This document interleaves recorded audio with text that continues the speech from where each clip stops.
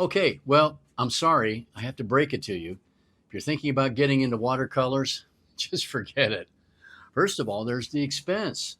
You'll need hundreds of dollars of art supplies. An artist needs little canvases and special brushes. And then there's the paint. You're going to need a professional paint set with special colors, masking fluid, natural sponges, palette knives, and don't forget about the special paper. Oh, and then there's that other thing. What if you paint a picture and it doesn't turn out? Will people laugh at you? Wait a minute. None of that matters.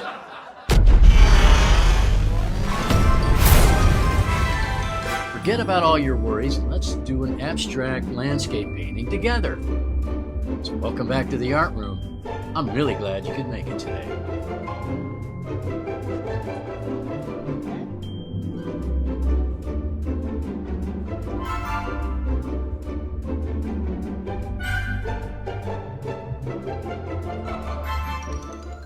Hey, so welcome back to the art room for a watercolor lesson. Been wanting to do this with you for a long time. So let's kind of start off with a question. Have you ever done anything for the first time and you thought that you were good at it? And then so right away you had this really positive feeling and you wanted to do it again. And then before long it turns out it is kind of your thing. Well, that's what I want this lesson to be for you. So I put together this little 10-minute abstract watercolor picture, and I hope it is a success for you before you go out and invest a lot of money in fancy art materials and expensive things. So let's get started. I've got just a few brushes here, my 1-inch brush, my Sumi brush from our koi lesson, and a couple of little pointy brushes that are sable brushes. You can spend a lot of money on brushes, but don't do that right away. Some masking tape, and of course some paper towels will really help you when we get real wet here in a minute. And the watercolor paper, nothing special here. In fact, I would recommend for you, for this one, do it on a half sheet. Oh, whoa, it's my last sheet. Uh-oh, time to go out and get some more watercolor paper here, I guess. But I'm going to fold it in half. This is more of a kind of a little sketch size, I guess. But it's going to be great for us. So cut it in half. And if you flub, you can use the other half in a minute. I've got just a board that I use sometimes to paint on. You need something that's going to hold your watercolor paper in place because it's going to get quite wet here in a minute, and paper when it gets wet will curl, so we don't want that right away. So I'm going to use my tape and tape it down. Okay, next I'm going to grab a pencil and I'm going to create a kind of a makeshift horizon line, of course, where the sky and the ground meet. Here's a piece of sticky paper. I've got this cool idea. I've never done this before, but I've got this sticky MacTac paper, we used to call that. You could use any kind of a sticky paper, even a label off something if it was round, or cut it into round, or maybe even a piece of masking tape if you can't find a piece of sticky paper. But I'm going to peel it off and stick it up above the horizon line here.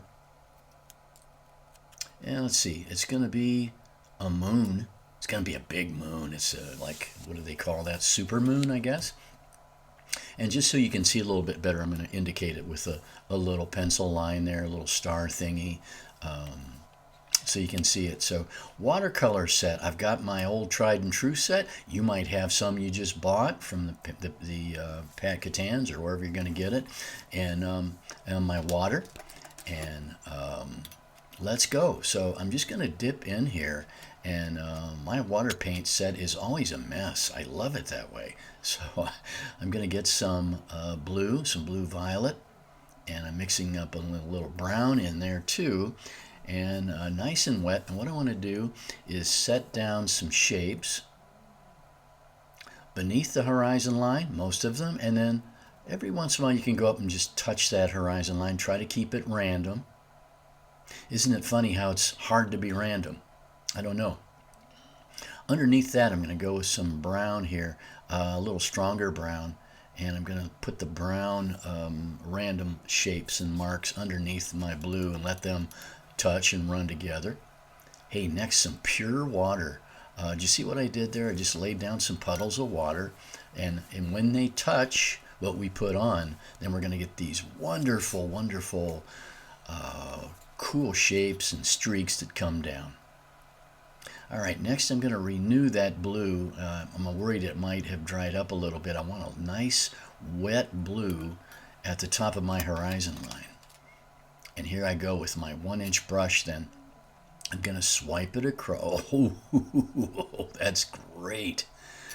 I'm going to swipe it across the horizon line. Do you see that little gap I left? Kind of randomly left there. I kind of like that, so I'm just going to leave that little gap above the horizon line. Let's see how far this will run up into my moon area. Well, not as much as I'd like, so I'm going to get my little brush and see if I can coax that to go up. I'm angling up my board, picking up. Oh, that's it. That's what I wanted to do. I'm picking my board up, as you can see, and letting that angle down, and oh, that's so cool. That's what watercolors are all about. That's what they do best. They bleed all over your paper. Okay, and picking up some of the puddles then with my paper towel. Okay, well, I came back a minute later, and it's kind of dried up. Here's a technique I've been wanting to try. I've got a business card here, and I'm going to break it up into some pieces. I've never done this before, so let's see if we succeed or fail with this one. But I'm hoping I can use it to make some neat shapes on my abstract landscape. So back into my water paint set I go with a nice mixture of blue and brown, and load up the side of that, and I'm going to pull down on top of the horizon line. And okay, well, yeah, not bad. Let's see if I can put a roof on it. No, no, definitely not working there. Okay, well, let's get into a small detail brush, and then I'll go back in here and let's see if we can rescue that house shape we're working on here with a little bit more detail. And I'll redefine that edge, and let's see if we can make an aspect of the side of it. Okay, that's the side that's facing our supermoon. Let's see, put a top on it. You know, I kind of like that little blooper there. I'm going to leave that there, that little shape, and let's fill in. I'm not sure how this is going to go yet.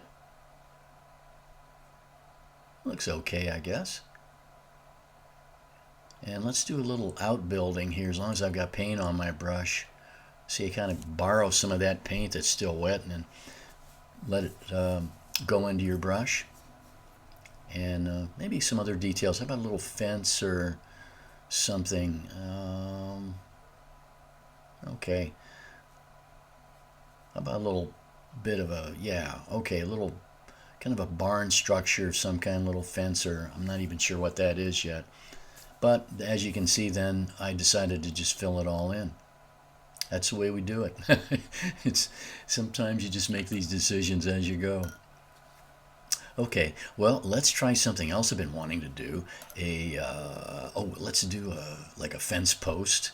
And what would happen if I used the side of this card to make kind of a weathered fence post? Like, oh, I like that.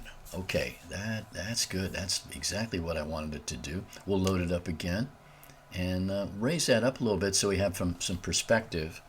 And okay, I'm going to chop a little chunk off of the length of that so I can get a little bit shorter fence post as we move back into perspective here. Let's see how this one works out. Yeah, okay, like it. But, I think I'm going to revert back to my brush for this last one and just paint that one in by hand. And how about some like wire, some kind of a wire that we're hooking those fence bits together. Don't overthink it. Just stroke them in there. Don't line them up. We want kind of a neat look that it's kind of random. So, hey, maybe a shadow underneath these fence posts. with that same, well, okay, I'm always making mistakes. All through this whole thing, I wanted you to see my process of like putting paint down, taking it back up again, changing my mind a little bit. I hope all this happens to you. That is something that you can't plan. And I think that's the joy of it, I think. Back up into my building again with just what's left on my brush. I'm going to make a couple other little rectangles off in the distance. And how about just kind of adding to those shapes. So, wow. Well, at this point, I'm kind of calling it done, I guess. So I'm going to sign my name, but something kind of funny happened on this one. I'm getting ready to pack up and go and take my tape off, but just as I do, I think, well, you know what? I think I'm going to go back and add some color to that barn or that house or whatever it is back there. And yeah, let's just add some red and see what happens. Oh, yes. Oh, I like that. I think that's exactly what we needed to put a little more richness in our scene. Okay, great. And isn't it funny? 10 minutes later, and we've got this great little sketch. It's abstract landscape. A lot of it happened by accident. And it's kind of funny when you look at it. You can almost imagine rooftops out in the distance of other buildings and things. All these things that are unexpected. And they're all waiting for you when you do your first abstract landscape. So good luck to you. Remember, no matter where you go, no matter what you do, you got something to be proud of. You're an artist. So stick with it. And we'll see you back here next time in Mr. Shay's Art Room.